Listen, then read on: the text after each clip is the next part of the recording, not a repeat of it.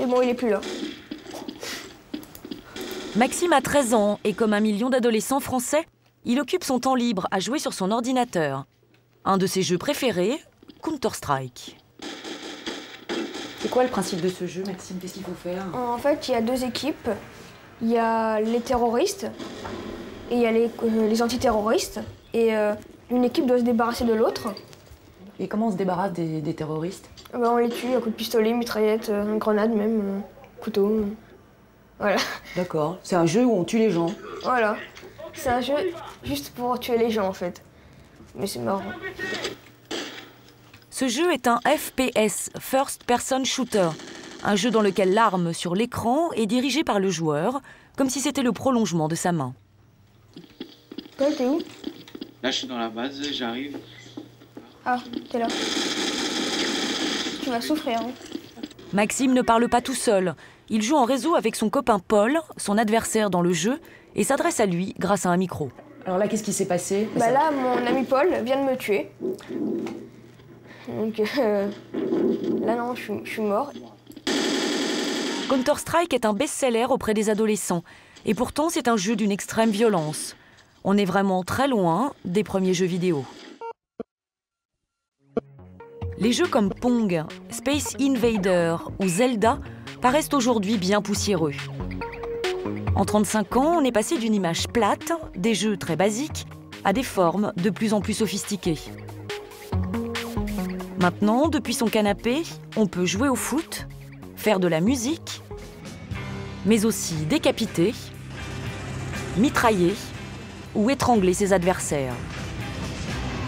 D'ailleurs, c'est pour épargner aux plus jeunes toute cette hémoglobine que nous avons passé certaines images en noir et blanc. Adios, Leon.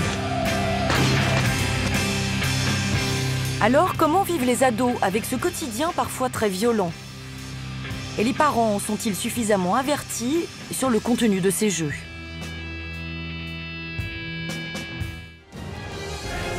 D'abord, la grande nouveauté, c'est le réalisme. Aujourd'hui, les fabricants de jeux se sont lancés un nouveau défi, ressembler le plus possible au cinéma. Certains bénéficient même de bandes-annonces, comme les superproductions hollywoodiennes. Celui-ci, Heavy Rain, sorti en février dernier, est un modèle du genre. I did for love. C'est un Français, David Cage, qui a créé ce jeu. Ce père de famille, ancien compositeur, a imaginé l'histoire de ce thriller virtuel, le parcours d'un père dont le fils a été kidnappé par un serial killer. Pendant 1 an, David Cage a écrit le scénario du jeu chez lui, comme s'il s'agissait d'un film.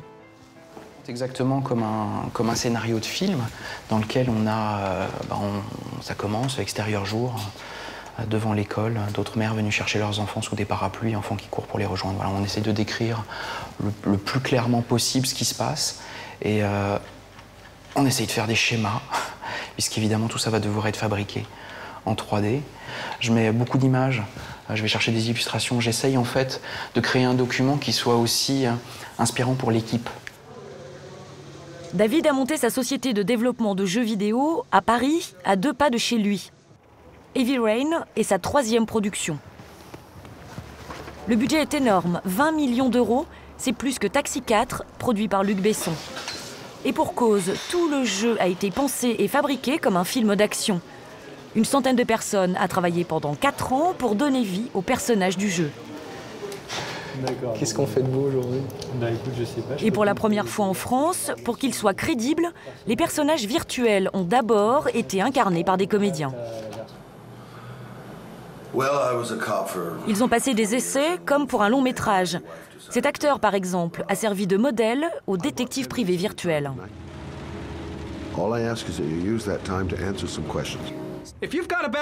Et voici le profiler du FBI chargé de retrouver la trace du serial killer et son double en chair et en os.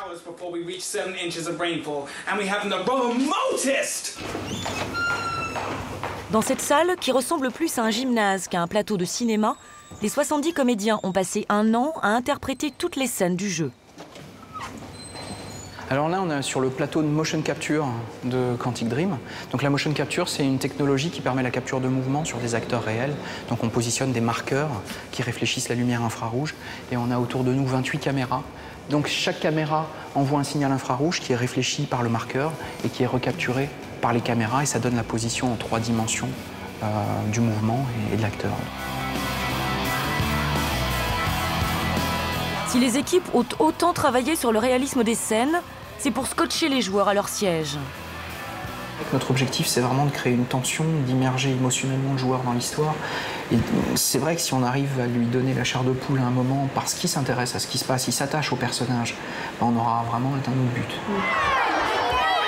Mais souvent, ces jeux dépassent le simple fait de donner la chair de poule, surtout auprès des plus jeunes. Nous sommes allés à la rencontre de collégiens en Alsace, à quelques kilomètres de Mulhouse. Alors merci, vous pouvez vous asseoir. Ce matin, le cours sort de l'ordinaire. Ces jeunes de 13 ans vont passer 1 heure à parler de leur activité favorite, le jeu vidéo. Donc je m'appelle Karine Crovezier et je travaille pour une association qui s'appelle Le Cap. Alors, Karine est éducatrice dans une association qui lutte contre les dépendances, tabac, alcool, drogue, mais aussi jeux vidéo. Donc moi je m'appelle Eric, je suis gendarme à la... Elle est accompagnée d'Eric, un gendarme, qui lui est là pour sensibiliser les enfants aux dérives d'Internet. Leur but, délier les langues pour comprendre à quoi jouent ces collégiens, combien de temps et comment ils gèrent les images violentes. Qui joue au jeu? D'accord. Alors, qu'est-ce que vous faites comme jeu? Need for Speed. Need for Speed. Alors c'est quoi comme jeu? C'est un jeu avec des voitures. Un jeu avec des voitures. Il faut tuner ses voitures et faire des courses. Oui. GTA. GTA, alors qu'est-ce que c'est comme jeu GTA? C'est un truc dans les gangs et tout. Quand tu commences dans ce jeu, qu'est-ce que tu dois faire? On doit envoyer des voitures, on doit tuer des autres et tout. Donc est-ce que tu es, entre guillemets, un gentil ou un méchant? Méchant. Est-ce que parfois il y a des images qui vous dérangent? Par exemple, dans Call of Duty, on doit tuer un Allemand, par exemple. Allez, tire! Encore! On peut croire que c'est la réalité. Ça choque, quoi, des fois. C'est-à-dire que tu y repenses après ou oui. Est-ce qu'il peut vous arriver comme ça que vous ayez des difficultés pour vous endormir parce que vous repensez à des choses que vous avez vues dans le jeu? Ça peut arriver des fois qu'on y repense comme ça, on y repense, on a du mal à dormir. Le soir, quand on dort, ça nous fait réfléchir les images. Est-ce que tes parents sont au courant? Oui, mais après ils m'ont enlevé le jeu. Malgré ces rires, les ados semblent perturbés par certaines scènes. Nous avons fait visionner notre reportage et les réactions des enfants à Serge Tisseron, psychanalyste et spécialiste des jeux vidéo. Ils ont des émotions qui les malmènent beaucoup, ils ne savent pas comment les gérer, et puis la nuit, tout ça revient sous la forme de cauchemar. Mais vous savez, quand on a des émotions qui malmènent beaucoup et qu'on peut en parler à quelqu'un, on les apprivoise dans le fait d'échanger, et on ne fait plus de cauchemars. Donc le fait que ces jeunes fassent des cauchemars, ben, ça prouve qu'ils jouent à des jeux qui ne sont pas pour eux, mais ça prouve surtout qu'ils n'ont pas d'interlocuteur aujourd'hui. On va vous laisser à disposition un petit dépliant. Donc vous allez en 1 heure, Karine et Eric ont tenté d'établir ce dialogue, mais leur action serait effectivement plus efficace s'ils rencontraient aussi les parents. Fossé entre les générations, désintérêt ou ignorance, la majorité d'entre eux semble aujourd'hui dépassée par les jeux. Retour à Paris, chez Maxime. Le jeune homme vit avec Michel, son papa. Michel a établi des règles autour des jeux vidéo. La première, dans la chambre de Maxime, pas trace d'ordinateur. Là, ici, c'est juste pour le travail, je dors, je peux m'amuser avec le petit piano, mon petit hélicoptère télécommandé, mais sinon, je joue jamais ici. Il n'y a pas d'ordinateur. Parce que ici, c'est consacré au travail, et plutôt, si j'ai envie d'aller jouer, c'est plutôt dans la chambre de mon père. Deuxième règle en vigueur dans la maison, Maxime n'a droit aux jeux vidéo que le week-end. C'est toi qui te limites ou Bah mon père aussi il veut pas. Donc moi je vais pas dire que ça me dérange pas du tout. Mais voilà, c'est pas un truc très très grave. Papa? Michel, le papa, a beau essayer de réduire le temps passé à jouer, il semble encore totalement dépassé par les événements. C'est-à-dire? Eh ben, je suis déconnecté de ces trucs. Je suis à notre génération, certainement. Et vous jouez jamais? Non. Non, il essaye chaque fois de m'initier, mais j'ai du mal. J'ai du mal, non. J'arrive pas à suivre. Ça va trop vite, quoi, pour moi. Ouais. Tu nous montres comment tu joues? D'accord. Le fait est que ce père de famille, dans son enfance, n'avait sûrement pas le même type de loisir. Il y a beaucoup de sang sur le mur, là, non? Quand on joue souvent, après on remarque même pas. On se demande même est-ce qu'il y a du sang. Personnellement, je suis contre. Je vois que c'est pas la violence, c'est le truc. Je me dis non, t'inquiète pas, il n'y a pas beaucoup de sang. Et pour eux, tant qu'il n'y a pas de sang, c'est qu'il n'y a pas de violence. Même s'ils tirent sur la personne. Ou... Michel est choqué par la présence de sang ou de coups de feu dans les jeux de son fils. Mais pourtant, parmi les derniers sortis, certains jeux sont allés encore plus loin dans les images violentes. Parmi eux, Call of Duty, le plus célèbre des jeux de tir. Sorti juste avant les fêtes, cette nouvelle version est déjà le jeu le plus vendu au monde. Partout, il a été lancé en grande pompe. À Paris, c'était dans ce grand magasin des Champs-Élysées. Et pour faire mousser l'événement, le comédien Saïd Tagmaoui a même été réquisitionné, quelques minutes, le temps de lancer les ventes. 1, 2, 3.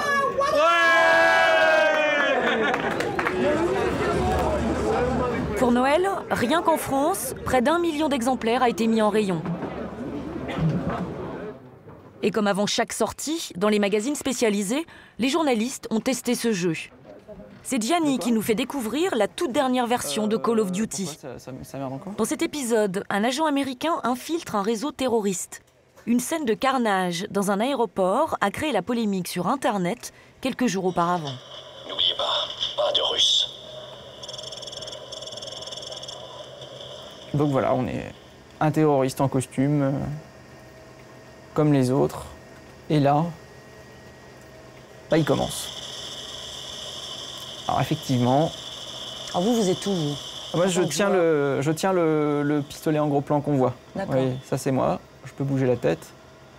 Et donc je dois suivre les terroristes. Et donc là, effectivement, c'est pas quelque chose qu'un enfant de moins de 18 ans devrait voir, parce que c'est quand même un sacré massacre. Vous voyez, ils n'ont pas fait dans la dentelle. Et donc, après le malaise, il n'y a pas que les enfants qui peuvent avoir un certain malaise à voir ça. Effectivement, on a beau être dans un jeu, la foule qui hurle ou les éclaboussures de sang sur l'écran sont extrêmement réalistes.